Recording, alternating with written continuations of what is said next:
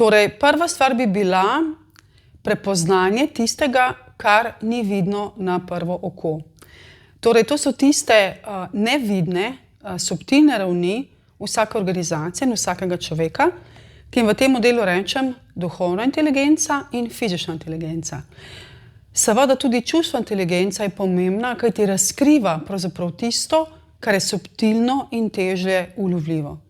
Vsekakor bi se poskušala z direktorjem pogovoriti o tem, kje se njemu zdi, da odteka čas, da odteka energija in kje so pravzaprav blokade idej in seveda inovacij. Kajti prednost naše države, naših podjetij je v tem, da smo korak pred časom, seveda v idejah, v samih pravzaprav smelih in poglobljenih analizah trenutnega stanja sveta, v katerem seveda lahko najdemo marsikatero rešitev za celoto.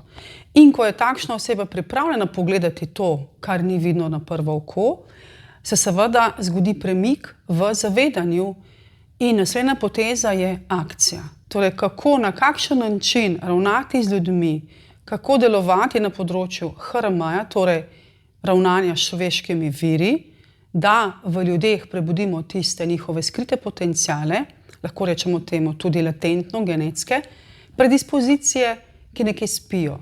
Spijo pa morda zato, ker izgubimo občutek za drugega in ker izgubimo občutek za to pretočnost oziroma flow, o katerem veliko pišem v svoji knjigi 4Q, up.